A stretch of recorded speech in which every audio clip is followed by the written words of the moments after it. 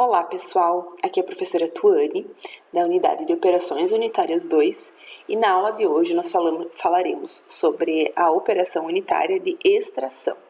Essa aula é dividida em duas aulas, porque a aula de hoje nós falaremos sobre extração mecânica, também conhecida como prensagem. E nós também temos a operação unitária de extração química, que é utilizada, aplicada através de solventes, e nós veremos numa próxima aula. Então, no que consiste essa extração mecânica, que a gente chama de prensagem? Ela vai utilizar forças, utiliza pressão sobre um material sólido, e o objetivo é o quê? É separar o líquido contido no interior, de um sólido, através da compressão. Tá? Na indústria de alimentos, então, a prensagem ela é muito aplicada para extrair óleos de oleaginosas, extrair óleo de soja, óleo de nozes, por exemplo, de amendoim, e ainda, principalmente, na obtenção de suco de frutas. Tá? Então, basicamente, a gente precisa utilizar a força mecânica para extrair esses componentes líquidos que estão localizados na parte interna das células, tá? Principalmente células das plantas, porque a gente trata bastante de material vegetal, tá?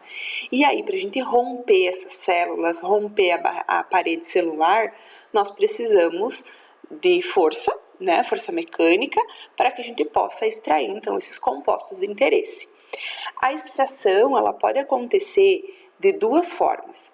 Numa única etapa, então essa extração, ela rompe a célula e extrai o líquido no mesmo momento, ou também pode acontecer em duas etapas. A gente pode ter a produção de uma farinha, produção de uma polpa, por exemplo, aplicado em grãos, sementes oleaginosas, e após isso, essa polpa, essa farinha, é aplicada uma prensa. Então, pode acontecer das duas maneiras, mas a de única etapa ela acaba sendo mais eficiente por economizar energia. Entretanto, dependendo do produto, é necessário que haja essa redução de tamanho. Para que a gente tenha uma extração mais eficiente, a gente tem alguns parâmetros que a gente pode estar alterando, ou avaliando. Por exemplo, quando a gente está trabalhando para a extração do óleo de grãos, de oleaginosas, o aquecimento dessa matéria-prima, ou mesmo do equipamento, ele pode facilitar a extração, porque ele vai reduzir a viscosidade do óleo, facilitando a liberação dele do interior das células. No processamento de frutas, a gente também tem que pensar na estrutura do equipamento, de modo a remover o suco, de modo que esse suco tenha a menor quantidade possível de sólidos, porque quando a gente toma um suco, a gente espera que seja líquido, sem grumos, e que essa prensa ela seja eficiente também para que não remova ou não extraia junto com o suco alguns compostos fenólicos da casca que possam causar sabor amargo ou escurecimento do suco. Então, são algumas alterações, algumas estratégias que a gente precisa pensar para melhorar a extração e para melhorar a qualidade do produto final. O que mais influencia o rendimento desse suco, ou a qualidade dessa prensagem? A maturidade do fruto, tá? Então, quanto mais maduro, costuma-se ter maior quantidade de suco. Então, o índice de maturidade é importante, As condições de crescimento também, porque uma planta nunca vai ser igual a outra. Então, as condições climáticas vão influenciar no rendimento desse suco. A extensão da ruptura das células. Então, qual é a pressão, qual é a espessura dessa minha prensa, para que a gente consiga ampliar ou reduzir a ruptura dessas células e, dessa forma, extrair a maior quantidade de sucos possível. A espessura dos sólidos, então, qual que é o tipo? A pressão para eu esmagar uma uva é a mesma utilizada para esmagar uma noz? Não, Então, a espessura desse sólido, o tipo da célula vai mudar. a forma da prensagem, o tempo, a pressão aplicada, a velocidade, né? E como a gente já viu, a temperatura altera a viscosidade, que também vai alterar o rendimento desse suco. Uma característica que é válida, né, a gente salientar, é que a prensagem normalmente vai gerar uma grande quantidade de resíduos sólidos, tá? Esses resíduos sólidos podem ser aplicados de diversas formas, seja para compostagem, seja para biocombustível, em alguns casos, mas principalmente é utilizada para alimentação animal, tá? E no caso, por exemplo, de uma proteína de soja, a gente pode aplicar na alimentação humana, né? Só que nesse caso específico, lá no início eu comentei, a gente tem duas formas de extração, né? A prensagem, que é a extração mecânica, e a extração química via solventes. Ambos os métodos são aplicáveis, tá? Mas no caso de eu precisar destinar, ou de precisar não, de eu ter interesse de destinar o resíduo para alimentação humana, a prensagem é mais adequada. Haja visto que na extração de solvente pode acontecer, não é via de regra, de ficar resíduos de solventes nesse resíduo sólido, e aí não seria interessante. Então, pensando nos equipamentos, tá? Já indo para o final da nossa aula de hoje, pensando nos equipamentos disponíveis para prensagem, né? Nós temos as prensas de batelada e as prensas contínuas. Aqui nós temos um exemplo de uma prensa descontínua, né? Que é a prensa hidráulica, onde a gente precisa aplicar essa força manualmente para extrair o líquido. Aonde a gente vê principalmente sendo aplicado, né?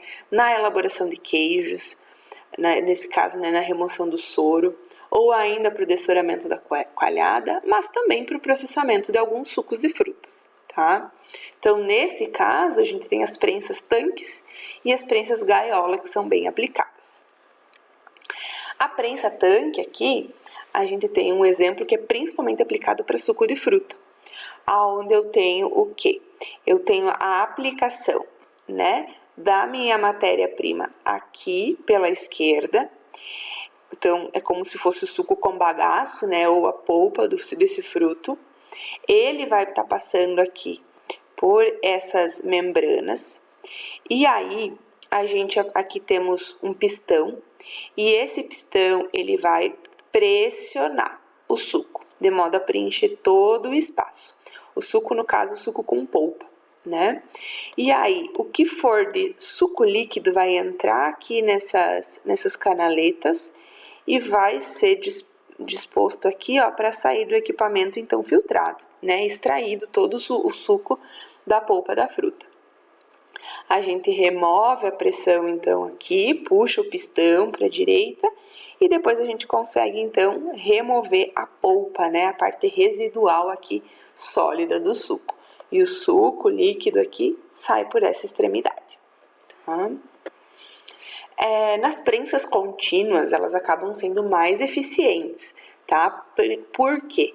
Principalmente na redução de custos, pela redução de mão de obra, né? Já visto que as prensas, elas trabalham continuamente, automaticamente, e também por otimizar o processo, eu tenho um processo otimizado com uma qualidade padronizada.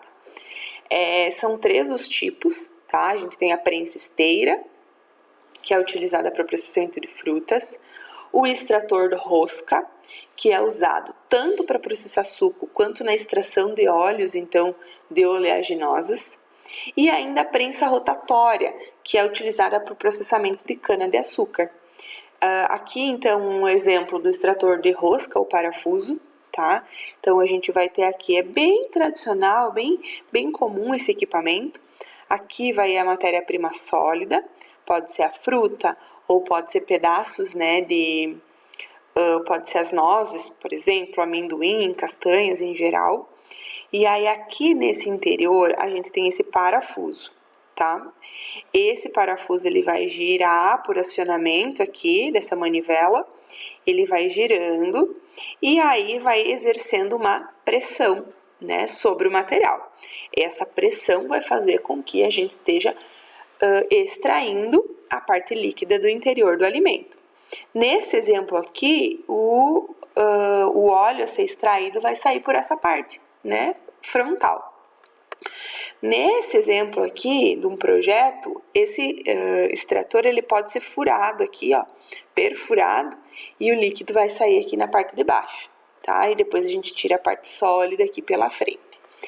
É comum que esse parafuso extrator ele vá reduzindo o espaçamento dele aqui na parte frontal, de modo a aumentar a pressão e a gente conseguir remover ainda mais óleo, tá? Ou suco no caso. A gente começa fazendo quebras em partículas maiores e aí vai reduzindo o tamanho das partículas e aumentando a extração líquida. Ou ainda a gente tem, né, como último exemplo de equipamentos, as prensas rotatórias ou prensas de rolo, que são muito comuns na extração da cana-de-açúcar, tá? Do caldo de cana, no caso. Então, a gente tem esses rolos, a cana-de-açúcar ela é aplicada aqui no meio desses dois rolos, e aí o líquido ele vai fluir por essas ranhuras, né, em direção sempre a bacias coletoras, né, que é o que a gente pode chamar, tá? Então, sobre a prensagem, que é a extração mecânica, é isso. Na próxima aula nós falaremos da segunda forma, né, de extração, que é a extração química através de solventes. Obrigada pela atenção e até a próxima.